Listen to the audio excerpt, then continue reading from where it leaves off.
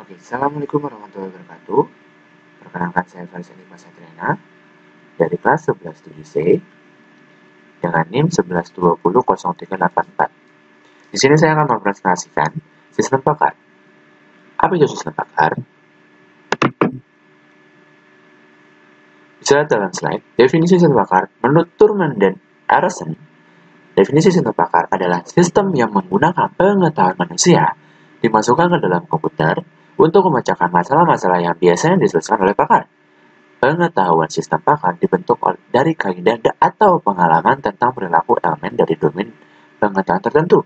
Pengetahuan pada sistem pakar diperoleh dari orang yang mempunyai pengetahuan pada suatu bidang tertentu. Buku-buku, jurnal ilmiah, majalah, maupun dokumentasi yang tercetak lainnya. Selanjutnya, manfaat dan kekurangan sistem pakar. Manfaat dari sistem pakar adalah 1. Memungkinkan orang awam bisa mengerjakan pekerjaan para ahli. Kedua, menyimpan pengetahuan dan keahlian para pakar. Ketiga, mampu dan mengambil melestarikan para pakar. Keempat, tidak memerlukan biaya saat digunakan. Kelima, dapat memecahkan masalah lebih cepat daripada kemampuan manusia dengan catatan menggunakan data yang sama. Keenam, meningkatkan kompatibilitas sistem terkomputerisasi yang lain. Ketujuh, meningkatkan kualitas produktivitas karena dapat memberi nasihat yang konsisten dan mengurangi kesalahan. Kedelapan, mampu beroperasi dalam lingkungan yang berbahaya. Kekurangan dari sistem pakar adalah biaya yang diperlukan untuk membuat, memelihara, dan mengembangkan sangatlah mahal. Kedua, sulit dikembangkan. Yang ketiga, sistem pakar tidak 100% benar. Keempat, pendekatan oleh setiap pakar untuk situasi atau problem bisa berbeda-beda meskipun sama benar. Kelima, transfer pengetahuan dapat bersifat subjektif atau bias. Keenam, kekurangannya rasa percaya pengguna dapat menghalangi pemakaian sistem pakar. Selanjutnya, konsep dasar sistem pakar. Konsep dasar sistem pakar mengandung keahlian, ahli atau pakar, penggalian keahlian, mengambil keputusan, aturan, dan kemampuan menjelaskan.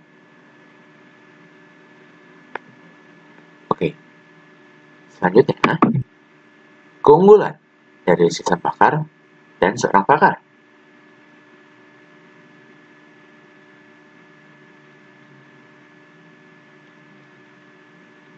Satu, sistem pakar bisa digunakan setiap hari menyerupai sebuah mesin, sedangkan seorang pakar tidak memungkinkan bekerja terus-menerus setiap hari tanpa istirahat.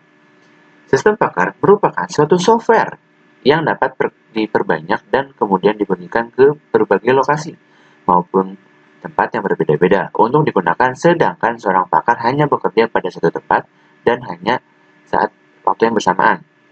Ketiga, suatu sistem pakar dapat diberi pengaman untuk menentukan siapa saja yang diberi hak akses untuk menggunakan, dan jawaban yang diberikan oleh sistem terbebas dari proses intimidasi atau ancaman, sedangkan seorang pakar biasanya dapat ancaman atau tekanan dan menyelesaikan permasalahan.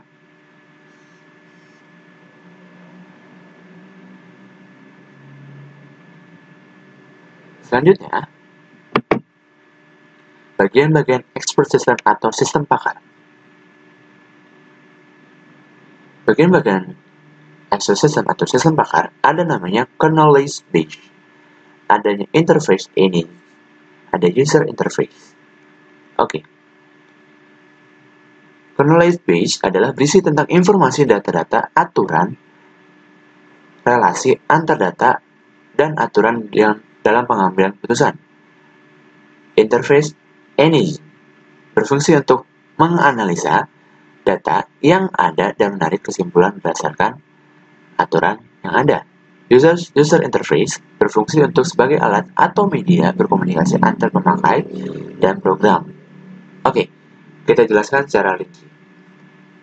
Knowledge base Basis pengetahuan tersusun atas fakta yang berupa informasi tentang objek dan kaidah yang merupakan informasi tentang cara bagaimana membangkitkan fakta baru dari fakta yang sudah diketahui.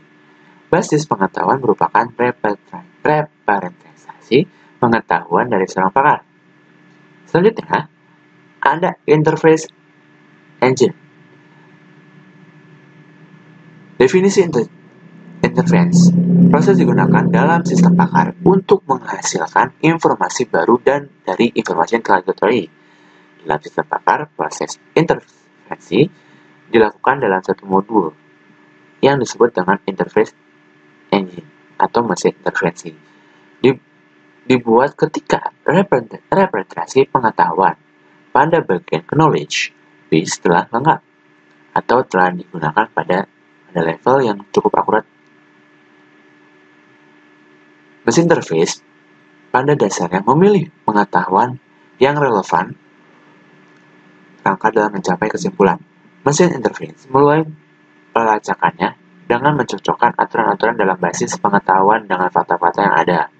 Selanjutnya, user interface atau antarmuka terdiri dari 4. Antarmuka pengisian tabel variabel, antarmuka pengisian tabel konsekuensi, antarmuka pengisian tabel rules, antarmuka tanya jawab. Antarmuka kemudian tabel variabel digunakan untuk masukkan variabel list. Sedangkan antarmuka tabel konsekuensi dengan tabel variabel hanya ada forum tabel diberi keterangan apakah variabel konsekuensi dapat diinput akan ditampilkan pada saat konsultasi atau tidak. Antarmuka pengisian tabel rules digunakan untuk melakukan basis pengetahuan dengan penggunaan data variabel atau konsekuensi yang diisikan melalui antarmuka. Pengisian variabel data dan konsekuensi diisikan melalui antarmuka. Pengisian tabel variabel dan tabel konsekuensi. Pada antarmuka tanya jawab dilakukan proses tanya jawab antar program dan pemakai. Pengisian berbentuk secara menu pilihan, sehingga pemakai dapat memilih jawaban dari sekian jawaban yang tersedia.